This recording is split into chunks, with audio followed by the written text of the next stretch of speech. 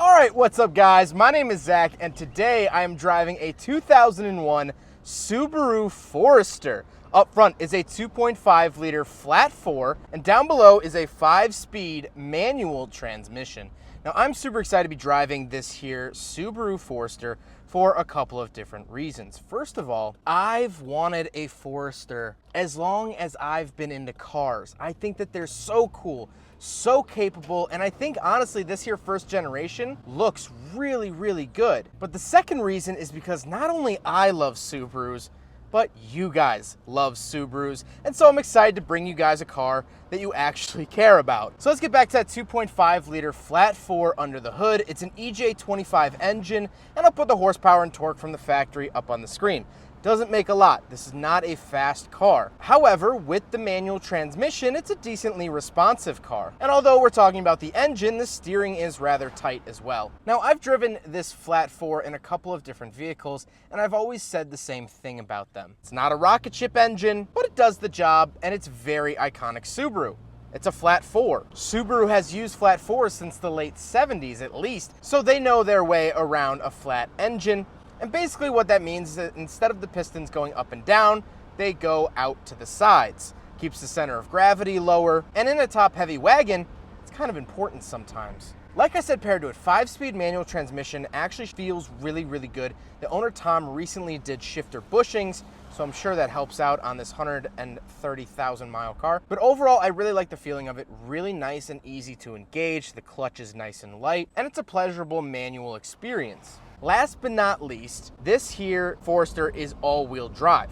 All of them were all-wheel drive, and it is 50-50 all-wheel drive, meaning all the time, half the power from the engine is sent to the front wheels and half the power is sent to the rear. Now this does hurt the fuel economy ever so slightly, but it does make the Forester an absolute tank off-road and in the snow. The car isn't trying to decide where to send the power. Nope, evenly splits it. Go, go, go. When in doubt, throttle it out and the Subaru will pick up the rest. With that out of the way, let's talk about the interior. Well, in front of me, I have 4 main gauges. On the left is my fuel gauge, then I have my speedometer, and on the right, I have my tachometer and coolant temperature. Very basic here, nothing really too crazy or interesting. However, I do like the look of them, very nice and simple. On the steering wheel, I do get cruise control to the bottom right, but then that's it. It has the big pillowy airbag steering wheel from Subaru I've come to know and love with the little dots on either side. Feels like coming home when I'm looking at it. To the left of me, I have my fog light switches and cruise control. Now this is pretty near a base model Forester. The fact that it gets cruise control is a very nice feature. Another nice feature on the door is the power windows. Standard power windows in 2001. Very, very nice. And I do have my power mirrors and power locks as well. Moving into the center, up on the dashboard, what you're seeing right now is a dash cover. The owner, Tom, put this on there to prevent cracks from accumulating on the dashboard because plastic's sitting out in the sun. This car does not get a garage spot. You gotta protect it somehow. But I do have a little storage cubby up on the dash, which is very, very nice for putting coins, little trinkets, things like that. And then I get 2 climate control vents, my hazard switch, and my rear defroster. To finish out that little section, I do have cup holders, so we will do a big friggin' bottle test. And of course it fails here in the Subaru Forester, which I totally expected. This is a more affordable car with not that many features. I don't think fitting an enormous water bottle was at the top of Subaru's priority list in 2001.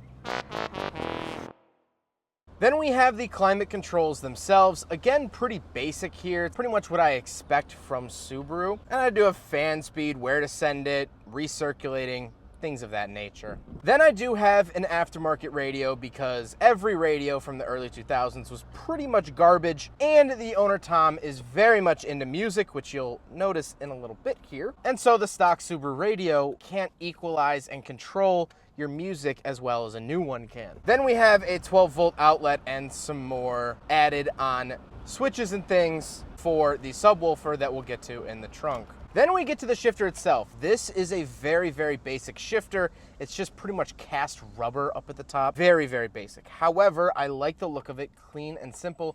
Feels good in my hand. And like I said, Tom recently put in new bushings, so it feels nice and crisp. Then I get the handbrake and some cubbies. This is where you really notice that this car is more of a base model because it's missing obviously like heated seats and other switches that would go down in the center. Then I do get a center console, which the owner has swapped a different top to the center console, so it has an added little cubby. So a couple of thank yous to the people who made this video possible. First of all, we have Cash for Cars. Cash for Cars wants to buy your car. Whether it's running, non-running, has a good title, salvage title, whatever it is, you can get a free quote from Cash for Cars and they will pick up your vehicle in less than 24 hours. Our next sponsor is Fixed. Fixed is a Bluetooth OBD2 sensor that plugs directly into your car and pairs to your smartphone. The app allows you to monitor your vehicle's health. It gives you a forecast of issues that might come up and helps you schedule maintenance and find new parts. Our final sponsor is Conplates. Conplates is a suction cup license plate mount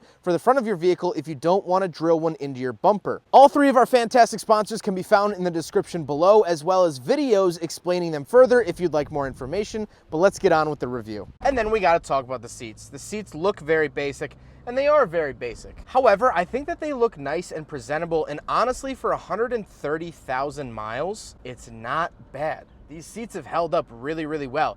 That's the good thing about basic seats. No, they don't look crazy, and they don't look expensive, and they're very cheap. However, more often than not, like I said, I've reviewed 590 some odd cars. More often than not, the base model seats hold up at higher mileage than the nice fancy leather seats, because really nice leather requires a lot of upkeep. You actually have to like lotion them and massage them essentially. And so these base model seats, you don't have to do that stuff, so they're easier to maintain and end up looking nicer at the end of the day, which is really neat and nice. But speaking of seats, we do have back seats, so let's go do a back seat review. All right, so we're in the back of the 2001 Subaru Forester, and not a whole lot going on back here. I do have my power window switches, and I do have these little interesting containers on the door. But other than that, no center console or anything like that. Two people back here is fine. My knees actually have a decent amount of room for the size of the car. However, as the owner has told me, 3 adults back here will not fit. So it's a little cramped in that respect. However, this is better than like a Subaru Legacy's back seat. The Legacy back seats are terrible for no reason, but that's for a different video. Let's go take a quick look at the trunk and then we'll talk about the looks. All right, so we're on the back of the Subaru Forester. And now you understand what I mean by Tom being really into music. This is larger than some of my friends' dorm rooms at school, so there's that. But if the sub weren't here, there's tons and tons of space back here to put your belongings, which is absolutely great. This is a really nice feature because it is very, very square. You actually get a lot of room back here behind the seats. That's why this is more of a wagon than a hatchback, because behind the seats you get so much space for big activities.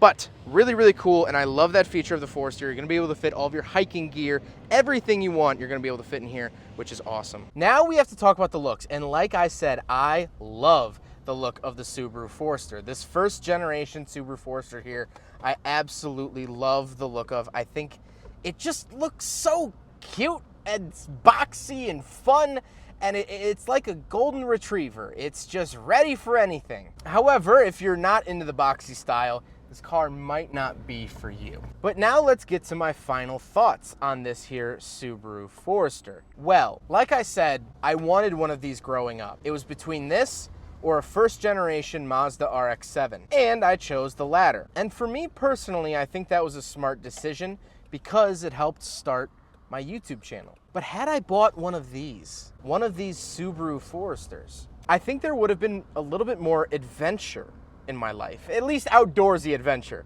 The RX-7 has been an adventure into my wallet and spare time. But this would offer an adventure into the wilderness. I recently got back from Colorado, Denver, Colorado Springs, Pikes Peak, Mount Evans, Moab, Utah, the whole bit.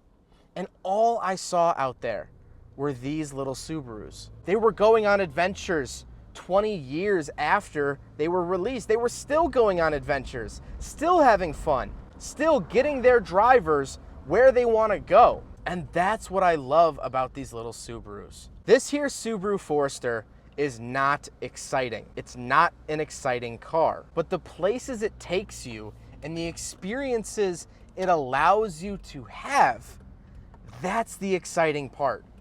That's the special part. Because it's so normal, it allows the enormality to freely flow around it. It's not a barrier, and I love that. And I love this car. Well, I hope you guys enjoyed the video. Huge thank you to Tom for letting me take out his Subaru Forester. This thing is an absolute joy. Like I said, because of the experiences it's giving me. Tom is absolutely awesome. I'm reviewing a couple of his cars during my time down here. And so I'm incredibly thankful for that, and I'm incredibly thankful for him letting me do this. But I hope you guys enjoyed the video. Don't forget to rate the video, comment on the video, and subscribe if you really liked it. Take care, guys.